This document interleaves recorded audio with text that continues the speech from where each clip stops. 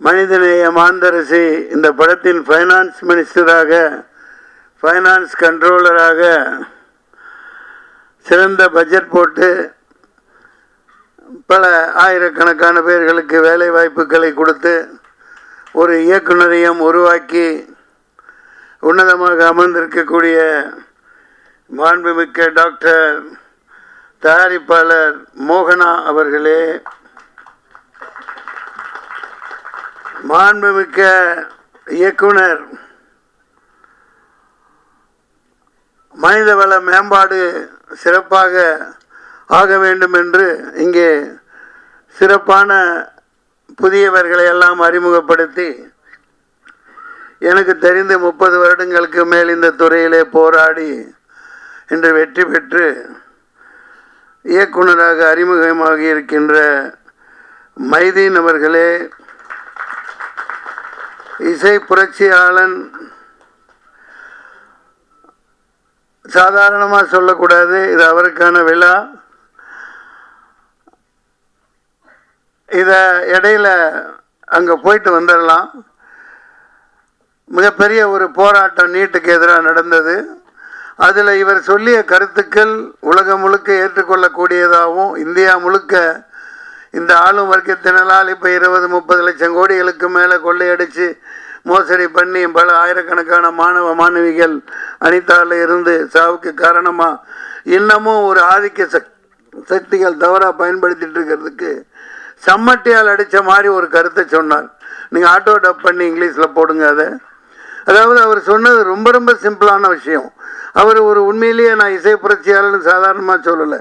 கண்கள் இரண்டால் பசங்க, இப்படி பல வெற்றி பாடல்கள் கொடுத்துருக்கார். தைப்பொங்கல் அந்த பாடல்லையும் ஆடி வைக்கவும் செஞ்சீங்க இல்லையா? அற்புதமான ஒரு உருவகம் வளர்ந்துக்கிட்டு வரையில் 2 வரி தான் அவர் சொன்னது. ஏன்னா நீங்கள் இப்படி போட்டு கோச்சிங் அது இதுன்னு போட்டு சாவடித்து இப்படி புளியறீங்களே, 11ஆம் வகுப்பு 12ஆம் வகுப்பில் அந்த சிலபஸை வச்சு தொலைங்கடா நாதாரிங்களா. அது நான் சொல்கிறது திட்டி சொல்கிறேன். எவ்வளோ எளிமையான கருத்து பாருங்கள். எதுக்கு அந்த சிலபஸை அந்த கோச்சிங்னு போட்டு கோடிக்கணக்காக கொள்ளையடிக்கிறாங்களே, நீ என்ன வெங்காயம் என்னமோ இளவோ வை, அந்த படிப்பை 11ஆவது 12ஆவதுல வச்சு தொலைங்க அப்படின்னு பயங்கரமான ஒரு உண்மையை சொல்லியிருக்கார். அவர் பல அரசியல்வாதிகளுக்கு முன்னோடியாக நெத்தி போட்டில் அடித்த மாதிரி ஒரு இதை பண்ணியிருக்கார். அதற்காக red salute mister James Vasanthan. மேலும் ஒளி ஓவியர், இந்த படத்தின் ஒளிப்பதிவாளர் மாண்புமிக்க டாக்டர் தில்ராஜு அவர்களே. நான் என்னடா மாண்புமிக்க டாக்டர்னு சொல்கிறான்னு சில பேர் யாராவது தப்பு கணக்கு போடுவாங்க. நீங்கள் அந்த மாதிரி உட்காந்துருக்கீங்க. டைரக்டர் தைரியமாக இருங்க. 40-30 வருஷத்துக்கு முன்னாடியே 93ன்னு நினைக்கிறேன், என்னோட முதல் படம் வெளியிட்டப்ப டாக்டர்னு பட்டம் கொடுத்தாங்க அம்மாவுக்கு. நான் அப்போ சும்மா இருக்க மாட்டேன், ஏதாவது ஒன்று பண்ணிக்கிட்டு இருப்பேன். எனக்கு தெரியும். அது என்னோட படத்தில் 60 நடிகர்களுக்கு மேலே போட்டு நானும் படம் எடுத்தேன். ராஜாதி ராஜகுலோத்துங்க, ராஜ மார்த்தாண்ட, ராஜகம்பீர, காத்தவராய, கிருஷ்ண காமராஜன். நான் என்ன பண்ணேனே, மாண்புமிக்க டாக்டர் நாகேஷ் அவர்கள், மாண்புமிக்க டாக்டர் மனோரமா அவர்கள், மாண்புமிக்க டாக்டர் குள்ளமணி அவர்கள், இன்றைக்கும் போய் பாருங்கள் இருக்கும், முழுக்க 60 நடிகர்களை போட்டு விளம்பரம் படுத்தினேன்.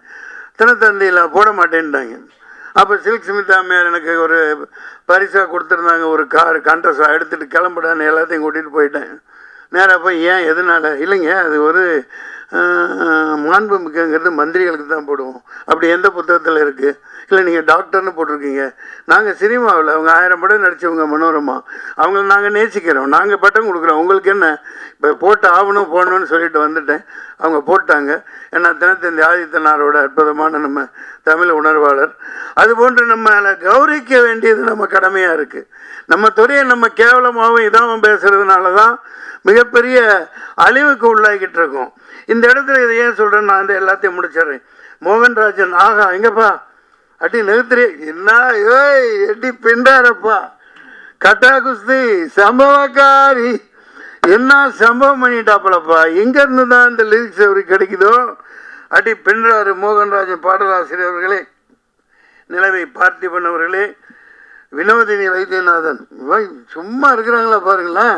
இந்த வயசுலேயே அவங்க அப்பாவை கூட வச்சுக்கிட்டு ரீல்ஸ் போட்டு அப்பாவை விட்டு கொடுக்காத பிள்ளையா கவர்மெண்ட்டுக்கு எதிராக சமட்டி அடிக்கிறாங்க. அவர் தைரியத்தை பாராட்டலாம். நடிகர் தோழர் மாண்புமிக்க ஜெயபிரகாஷ் அவர்களே, பிரசன்னா பாலச்சந்திரன், அருவி மதன், கவிதா பாரதி அவர்களே, இயக்குனர் மூர்த்தி அவர்களே, அக்ஷயா அவர்களே, சஞ்சய் அவர்களே, மாண்புமிக்க கோகுல் அவர்களே, நிகில் கணேஷ்குமார் அவர்களே, ஜெயசீலன், கலை இயக்குனர் ஜெயசீலன் அவர்களே, MS பிரபு அவர்களே, கொஞ்சம் மற்றவங்கள்லாம் போயிட்டனால கொஞ்சம் டைம் இருக்குதுன்னு நினைக்கிறேன். அனைவருக்கும் நெஞ்சார்ந்த வாழ்த்துக்கள். இப்போது கதாநாயகனுக்கு வருவோம். இவர் என்ன அநியாயம்பா, அதாவது நம்ம ரசம் குடிச்சிருக்கோம். எனக்கு எலுமிச்சை ரசம் பிடிக்கும், பூண்டு ரசம், அப்புறம் என்ன தக்காளி ரசம், புளி ரசம், படப்பிடிப்பில் ஆச்சரியமாலாம் பொள்ளாச்சி அங்கங்கே படைப்பிடிப்புன்னு அந்த காலத்தில் எங்களுக்கு மல்லிகைப்பூ ரசம்லாம் செஞ்சு தந்திருக்காங்க. ரொம்ப அற்புதமாக இருக்கும். மல்லிகைப்பூ தேநீர் டீ தந்திருக்காங்க. அந்த மாதிரி பல ரசங்களை நம்ம குடிச்சிருக்கோம். ஆனால் இவங்க பாருங்கள், இந்த நடிப்பில் பயங்கரமான ஒரு பல ரசத்தை புழிஞ்சிட்டு இருக்காங்க பாருங்கள். கதாநாயகன் கதாநாயகி அடேங்க அப்போ அண்ணலும் நோக்கினால் அவளும் நோக்கினால்னு ஈருடல் ஓர் உயிரா அசத்தலான ஒரு காதல் ரசத்தை பிழிந்து கொண்டிருக்கிறார்கள். அந்த குழந்தைக்கு வாழ்த்துக்கள். நல்ல அற்புதமாக இருக்குது. உஷாரா என்ன பண்ணிட்டாருன்னா, நம்ம துஷந்த் கதாநாயகன் இது கொரோனா வந்துடக்கூடாதுன்னு கண்ணாடி போட்டார். கண்ணாடி போட்டு அற்புதமாக இருக்குது, பார்த்துக்கிட்டே இருக்கலாம் போல் இருக்குப்பா. நல்ல பேர் கிடச்சிருச்சு தமிழ்நாடு தமிழ் ரசிகர்களுக்கு. அப்படி ஒரு ஜனனி பெரிய அளவுக்கு வருவீங்க, அற்புதமாக இருக்குது. இங்கே நான் ஏன் இங்கே பாருங்கள், அதே நேரத்தில் இந்த பேப்பர்லாம் ஒரு விஷயத்தை நீங்கள் இன்னையிலேருந்து அது மாறணும். இந்த சின்ன சின்ன இடத்துல டெக்னீஷியன் பேரை போடுறாங்க, ஹீரோக்கள் பேரை பெருசாக போடுறாங்க. போட்டுக்குங்க, தப்பில்லை. ஆனால் இந்த இரட்டடிப்பு பண்ணாதீங்க. இப்போ தொழில்நுட்ப கலைஞர்கள் கொஞ்சம் பேர் நடிகர்களை இங்கே சொல்லிட்டோம். விளம்பரம் காப்பக்கம் வரும், பேர் பெருசாக இருக்கும். ஆனால் இந்த தொழில்நுட்ப கலைஞர்கள் கீழே கண்ணுக்கே தெரியாமல் இருக்கும். அது எவ்வளோ மனசு நோக்கும் பாருங்கள். அது என்ன வீணாக போகுது? விளம்பர காசு கொடுக்கத்தானே செய்கிறீங்க. கொஞ்சம் இனிமேலாவது டிசைனர்ஸாக இருக்கட்டும், பேப்பரில் பப்ளிஷ் பண்ணுறவங்களா இருக்கட்டும், அப்போ அவெல்லாம் நல்லா பளிச்சுன்னு போட்டு வாப்பான்னு சொல்லுங்கள். ஏன்னா இப்போ ஹீரோவே எல்லாம் பிரதானம் அல்ல, எல்லாமே அவங்களே அல்ல. இப்போ பாருங்கள், இதில் எத்தனை பேர் சின்ன எழுத்து நான் எப்படியோ படிக்கிறேன் இந்த வெளிச்சத்தில். Director of photography Dilli Rajan, okay. Editing S Bhaskar, art Jayaseelan, Mohanrajan இங்கே வருது, அண்ணாதுரை, புவன், RS புவன் தானே PRO. இது பேப்பர்களில் இனிமேலாவது இந்த திரைப்படத்து விளம்பரம் எது கொடுத்தாலும் அந்த தொழில்நுட்ப கலைஞர்களை பெரிய அளவுக்கு போடாட்டியும் படிக்கிற அளவுக்கு போடுங்க. பல பேர் கிளம்பி வருவான், அதில் ப்ரொடியூசர் வருவான். தொழில்நுட்ப கலைஞர்களை இருட்டடிப்பு செய்யாதீங்க. ஆல் பாஸ் அற்புதமான ஒரு டைட்டில். அதாவது எல்லாரும் ஜெயிச்சாச்சு. ஆமாம், ஒன் ஸ்டெப் என்டர்டைன்மெண்ட், ஒரு அடி வெற்றி நோக்கி இன்னைக்கு அதிக அடி வச்சு வந்துட்டீங்க. அதை மனதார பாராட்டுறேன். All pass.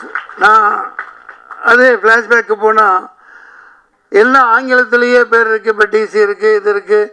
அப்போ அந்த காலத்தில் அதிகமாக இருந்தனால 93 தான் நான் போய் தூய தமிழில் தமிழ் படங்களுக்கு பேர் வைக்கணும் அப்படின்னு பெருஞ்சித்தனார் வந்தாங்க. ஊமை கவிஞர் சுரதா வந்திருந்தார், என்ன வாழ்த்தினார். அவங்க அந்த வள்ளுவர் கோட்டத்தில் அப்போலாம் ஆகுனா போராட்டத்தில் உட்காருவேன்.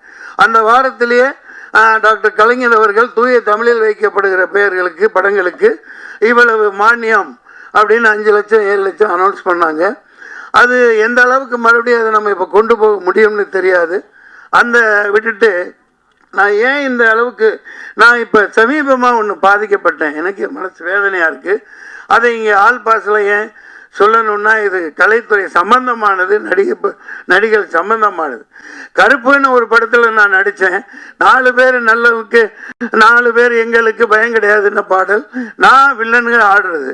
பாலாஜி என்னை சொல்லி புக் பண்ணலையே சார், நாங்கள் கடைசியில் தான் வாரோம், நீங்கள் ஆடுறீங்கன்னு சொல்லி இதே பிரசாத் இதில் பயங்கரமாக ஆட வச்சாங்க. நான் ரிங்கில் நின்று என் பசங்களை கூப்பிட்டு வந்திருந்தேன். அவன் பார்த்து ஏப்பா அந்த பாட்டை எடுத்துட்டாங்க, ஏப்பா அது நம்ம என்னப்பா பண்ண முடியும், அதை தூக்கிட்டாங்க, சரி பரவாயில்ல யூடியூப்லேயாவது வரும், யூடியூப்பில் வரும்னாங்க. அந்த நான் சிறப்பாக ஆடி இருந்தேன், கஷ்டப்பட்டு ஆடி இருந்த அந்த ஷாட்டெல்லாம் காணோம்.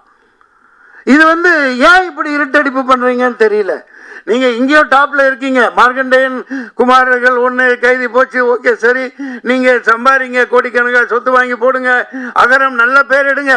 ஒரு நடிகனோட நடிப்பை, ஒரு போர்ஷனை, ஒரு பங்களிப்பை அடுத்தவன் ஜோத்திலேயே மண்ண போடுறீங்க. நான் பகிரங்கமாக குற்றம் சாட்டுறேன். உங்களுக்கு ஆண்மை இருந்தால், உண்மையிலேயே தைரியம் இருந்தால் அதை போடுங்க. RSSR பிரபு அவரு கேட்குறேன், நான் என்ன ப்ரொடக்ஷன் நம்பர் 73 குரூப் டான்ஸராக இருக்கலையே, 86லயே நான் கவுன்சிலையும் தனஞ்சயன் இவங்கெல்லாம் அரக்கால் டயர் போட்டுட்டு இருக்கலையே நான் ப்ரொடியூசர் ஆனவன். 86லயே நான் ராஜ்கரண்டி ஃபிலிம் 73 நம்பர். இப்போ எனக்கு வயசாக இருக்கலாம், நான் நாளைக்கு நிச்சயமாக உத்வேகமாக இருக்கேன். நான் படம் எடுத்து படத்தில் தான் போட்டுக்கிட்டு இருக்கேன். நான் 100 படம் எடுப்பேன், வருஷத்துக்கு 4 படம் எடுக்கத்தான் போகிறேன். நீங்கள் நல்ல கதைகளோட வாங்க, ஒரு கட்டா குஸ்தி மாதிரி, ஒரு பரிமளா இந்த மாதிரி ஏகப்பட்ட கதைகளோட வாங்க, நான் ஆயத்தமாக இருக்கேன். ஆனால் SR பிரபு அன்னைக்கு சொன்னது நாங்கள் அப்படியே விற்றுட்டோம், ஆடியோ கம்பெனிக்கு விற்றுட்டோம், இனி நான் என்ன பண்ண முடியும்? இது என்ன ஒரு பொறுப்பு இல்லாத. நான் 350 படங்கள் நான் நடிச்சிட்டேங்க. எத்தனை நடிகர்கள் ஆதங்கத்தில் இருக்காங்க. அதாவது இது இருட்டடிப்பு பண்ணி எல்லாம் பில்டப்ல வாழ்ந்துட்டு இருக்காங்க இன்னைக்கு ஹீரோ.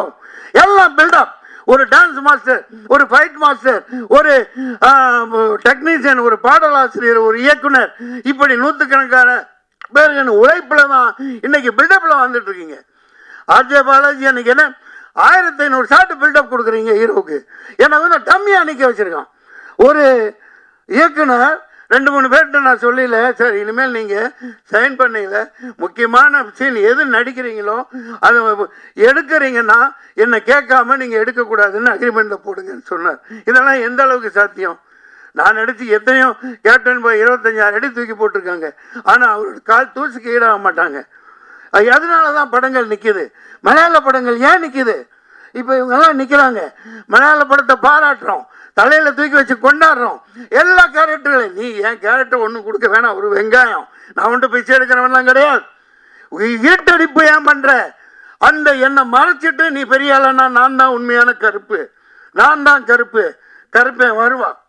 மக்கள் சொல்லுவாங்க, தைரியம் இருந்தால் அந்த சாட்டை போடுங்க சார். நான் கஷ்டப்பட்டு ரிங்கில் ஆடினேன் சார், காணா சார், யூடியூப்பில் போடுறேன்னு சொன்னாங்க சார். அதுக்கப்புறம் யூடியூப்லேயும் போடல. அந்த பர்டிகுலர் நான் நடித்ததை, நான் ஆடினதை, அது 2 நிமிஷம் ஷார்ட்டாக இருக்கலாம், 4 நிமிஷமாக இருக்கலாம். சூர்யா சார் இது விக்ரமத்தில் 5 நிமிஷம் தானே வந்தார். அந்த ப்ரெசன்ஸ் தானே, ஆடியன்ஸ் எல்லாத்துக்கும் இருக்காங்கல்ல சார். பசங்க பாவம், அவனுக்கு பதில் சொல்ல முடியல. கூட்டு போயிருந்தேன் ஷூட்டிங்கு. அப்பா என்னப்பா நீ அப்படி ரிங்கில் அந்த இடத்துல ஆடினேன், பாட்டெல்லாம் ஷார்ட் உடைச்ச, எல்லாம் செய்ய சொன்னாங்க, ஏன் போடலை? நான் உங்களுக்கு என்ன பதில் சொல்கிறது?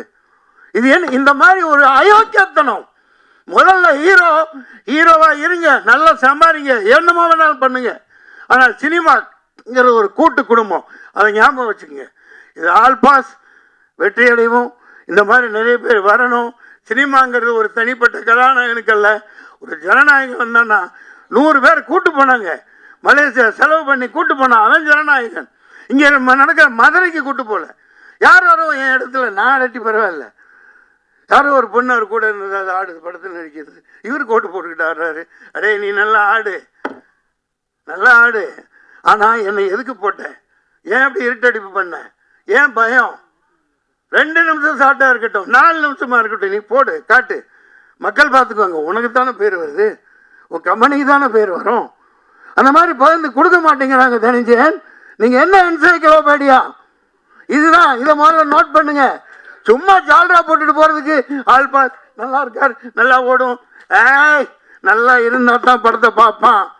ஒவ்வொருத்த கண்ட்ரிபியூஷனை காட்டு. இந்த பிரசாந்த் எவ்வளோ கஷ்டப்பட்டு போட்டிருப்பாரு, எப்படி பேர் வாங்கியிருப்பாரு. அவர் உழைப்பை சுரண்ட நான் மறைச்சு அவர் சும்மா இருப்பாரா? I don't care, I care Tom about others. Shame on them. மக்கள் இருக்காங்க, இதை சொல்லியிருக்கேன் பாருங்க. உடனே விர்ச்சுவல் இது வச்சிருக்காங்க, அந்த ஐடி விங் வச்சுக்கிறானுங்க. இவனுக்கு வேலை கொடுக்குறானுங்களோ இல்லையோ கீழே போய் எழுவானுங்க. நீ உன் பையன் கஞ்சா அட பைத்தியக்கார நாடாரிங்களா, என்னமோ காலேஜ் பையன் கொடுத்துருக்கான், சாப்பிட்ருக்கான், இன்னமும் சொல்லிட்டு இருக்காயா. நான் என்ன நல்ல வேலை செஞ்சாலும் கீழே போய் உன் பையன் கஞ்சா அடிப்பான் தெரியாதா?